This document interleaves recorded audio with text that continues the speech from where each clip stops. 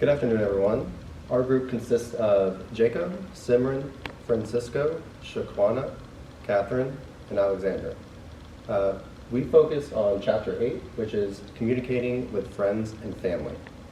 First, we're going to take a look at a very old but iconic clip about Abbott and Costello, so let's take a look. I'm telling you, who's on first, what's on second, I don't know who's on third. Do you know the fellow's name? Yes. Well, then who's playing first? Yes. I mean the fellow's name on first base. Who? The fellow playing first base for St. Louis. Who? The guy on first base. Who is on first? Well, what are you asking me for? I'm not asking you, I'm telling you, who is on first? I'm asking you who's on first. That's the man's name. That's whose name? Yes. Well, go ahead and tell me. Who? The guy on first. Who? The first baseman. Who is on first? Have you got a first baseman on first? Certainly. Then who's playing first? Absolutely.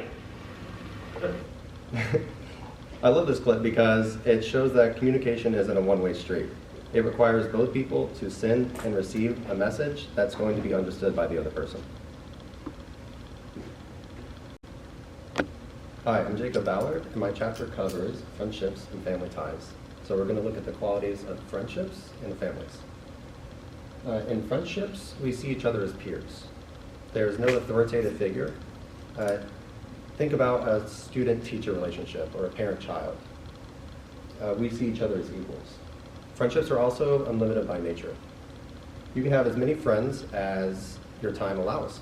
However, if you have as many romantic partners as your time allows, then you're probably going to get in trouble. Strong friendships also produce happiness. Great friends boost your self-esteem, and the stronger you build that relationship, the more this applies. When we look at qualities of a family, it's not always bound by blood. Theorist Martha Minow says that if you show affection and share resources and present yourself as a family, then you are a family. There's no labels to put on it. Just because you're a stepchild or a stepmother doesn't mean you're any less of a family as long as you present yourself that way.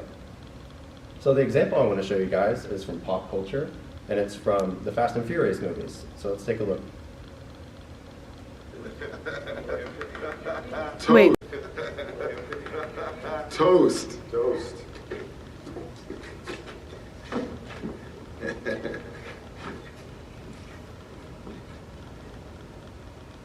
One they'll come and go. We know that. Most important thing in life will always be the people in this room. Right here. Right now. Salute mi familia. Salute. Hi, it's Jacob again to talk about how we evaluate friendship in the real world. The most basic foundation is you share a lot of common interests. You both are on the baseball team, you're both in the same club, you both go to the same gym. It's very easy to grow relationships with people that you share common interests with. Once you get a little deeper, you'll learn that maybe you start to balance each other out and you find that rewarding. If we look at an introvert and an extrovert as a friend, maybe that introvert is able to experience new things and meet new people that they wouldn't otherwise find themselves in. Also, opening up with each other. Sharing personal things helps you want to develop a deeper relationship with the person that's doing so. Also, interacting frequently. You tend to want to be friends with someone who you see on a more regular basis. If we look at the article from Ken Fujiwara, he goes a little more into depth about this, about high and low relational mobility in the society that you're in. We're in a high relational mobility society where we will seek out new friends depending on our situation. If we move, we want to meet new friends. If we get a new job, we want to make new friends there. However, whenever you consider low relational mobility societies, such as Japan, if their life changes and they have to move somewhere with their different circumstance, they do everything they can to maintain those old relationships so that it just means more to them. So I'd like to show you friend potential in real life. This is me on the left and my best friend Jace hanging out before a baseball game. Obviously, there's a lot of friendship potential here, right? We went to the same school, so we saw each other every single day, and we shared a common interest of playing baseball. So we spent a lot of time together. And what happens once you start building that relationship and spending a lot of time together and getting deeper within that relationship, 10 years later, you might find that you're the best man at his wedding. So next, we are going to pass it on to Shaquana to talk about building bridges in relationships. Thank you, Jacob. My name is Shaquana Kelly, and I'm going to be talking about how friendships can build bridges. So there's 3 different examples about friendships. So we have the stereotype fade, we have trusting, how trust grows, and understanding blooms. So the stereotype fade just talks about trusting or being open to different types of friendships. Trusting talks about trust. And understanding blooms also talks about age. So sometimes you can have a younger friend. I'm always the older friend, and I don't want to go out at night. I'm asleep by 9 o'clock. So that's understanding blooms. Hey guys, it's me again. So now I'm going to be talking about types of friendships.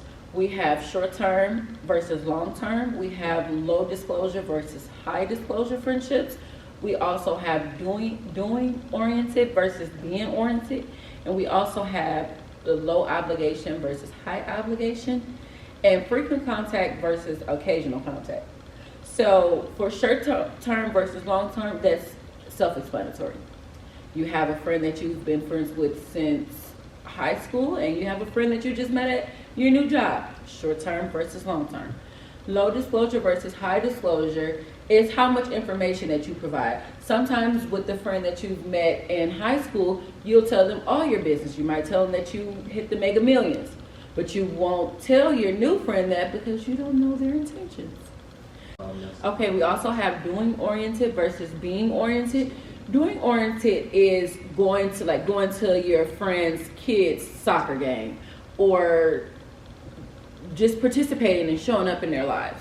Low obligation versus high obligation is your friend, you feeling like your friend needs to help you move because they're your friend. They don't have to do it. Frequent contact versus occasional contact is just what it is. Sometimes you call them, and sometimes you have a friend that you call all the time, and then you have a friend that you call sometimes. Okay, so according to Health Education, Volume 121, they gave a perfect description of a stereotype. So basically they said that if you're hanging around some college friends, and your college friends are smoking and drinking and have erotic behavior, that you're going to be that same type of college student. That doesn't mean that you're going to smoke or you want to drink or you want to party all night. You just have friends and you think that they're great people. Now I'm going to pass it over to Alex.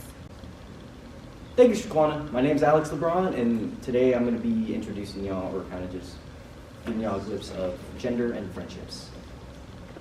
So we are brought into the conversation of gender and the influence of friendship. Man-on-man friendships are kind of a basic thing where I like to consider good nature and good nature competition. Females, on the other hand, they kind of it's like a female on female therapy session where they want emotional support and they treat each other equal and kind of just give each other self-disclosure. But when you try to mix the two, the personal experiences can kind of differ, as in men will be uncertain on having a female friend. That's why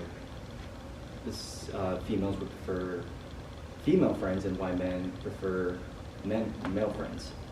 So we go into heterosexual relationships. Women are very affectionate, and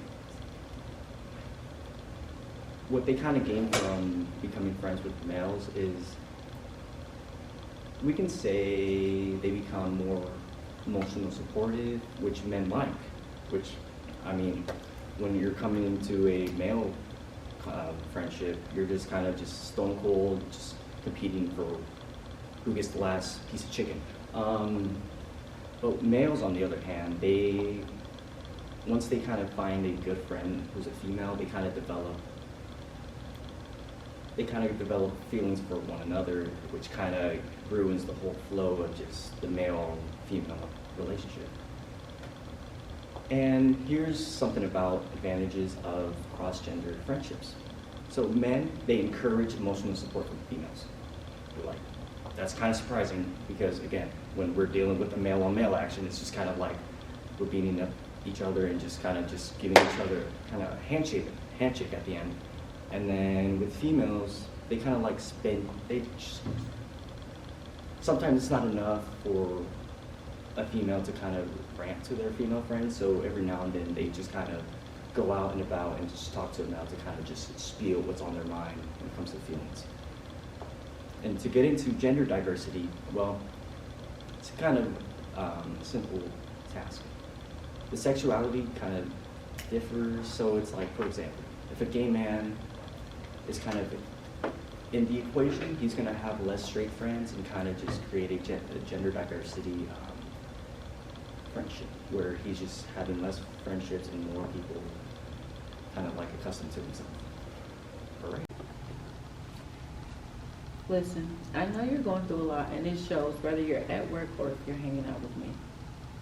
I'm sorry. It's just been a lot since I lost my job, Kenny.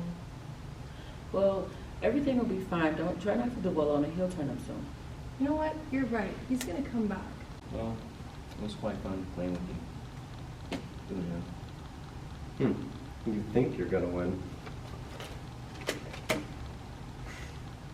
Ha ha ha ha ha ha. Good game.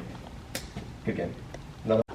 Hi, my name is Simran Gill, and today I'm going to be talking about the differences between how we communicate with our friends online versus in person. First, let's talk about numbers. Most people have more online friends than in-person friends, but that doesn't mean that just because they have more friends, it's more meaningful. In the beginning, face-to-face conversation is more personable because you have deeper conversations in person.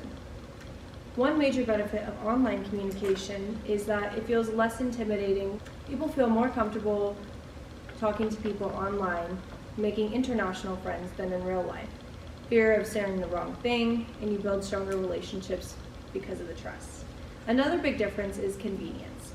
Online helps us stay in touch despite time zones or busy schedules. It's important to remember that quality over quantity. People can have 150 meaningful relationships, and your brain and emotional energy can only handle so much. Friendships can last a lifetime if we choose to preserve them. And now I have a skit that me and my classmates put together to demonstrate how friends communicate online. Okay, be honest.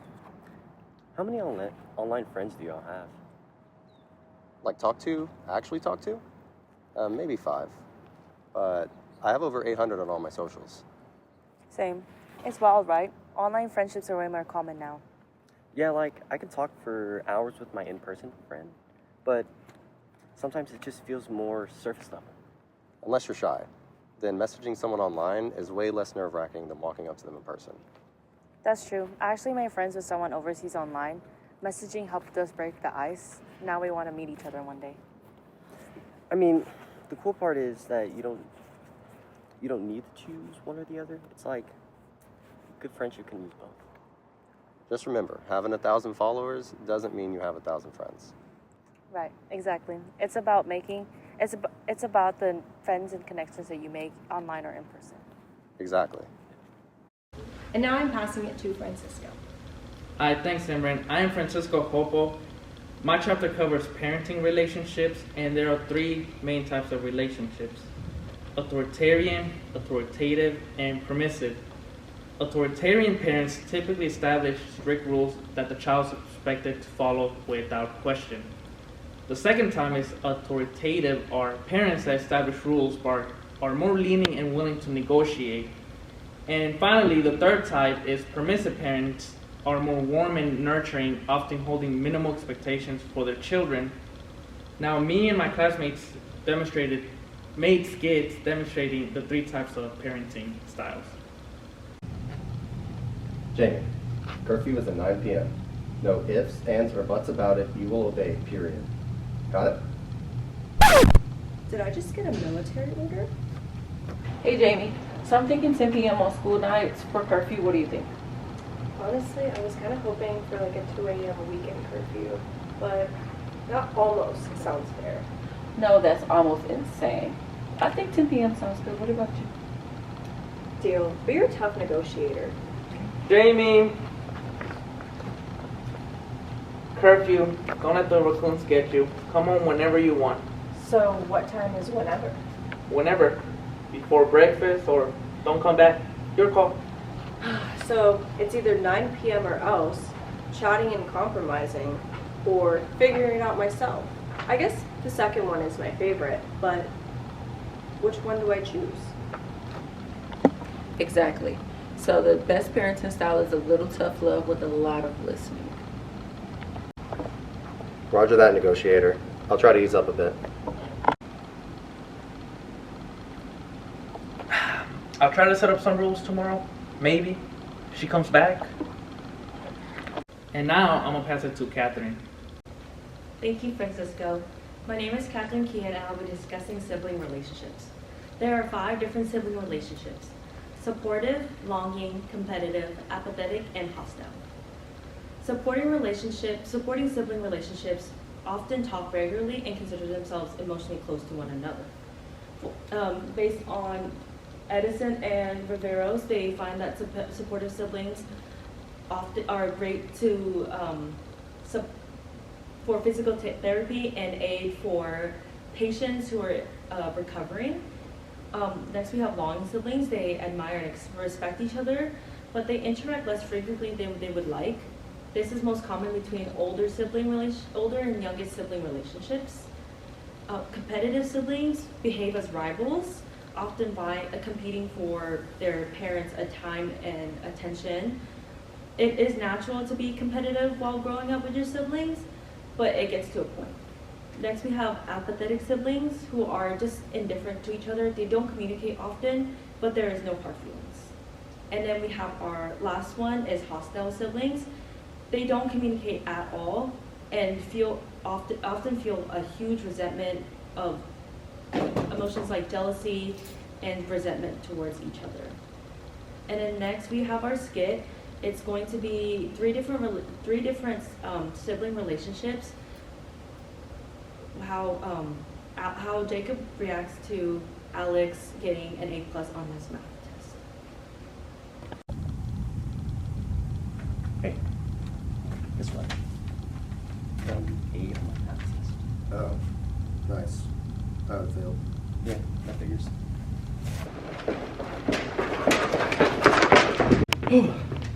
Give me a second. Okay, guess what? You're not gonna believe it. I made an A on my math exam. Oh my god, great job! I know. I told you you could do it! Thank you. Hey, big man. I need you to sniff this out. Look at this. An A+ in my math exam. I got an A++ on my math exams when I was your age. Well, dinosaur, that's your age. We're in the current time era. Your English papers, they're all right. Kind of struggled there, but I mean, math is more important than English. To conclude, with Jacob we learned about friendship and family ties and how people evaluate friendship potential. With Shaquana, we learned about how friendships can build bridges and different types of friendships. With Alex, we learned about gender and friendship. With Simran, we learned about communicating with online friends. With Francisco, we learned about parenting relationships and parenting styles. And finally, with me, we learned about sibling relationships. Thank you for listening to our presentation. I hope you were able to learn something from it and apply it to real-life situations with your family and friends. What is fun? Let me spell it for you. F is for friends who do stuff together. U is for you and me.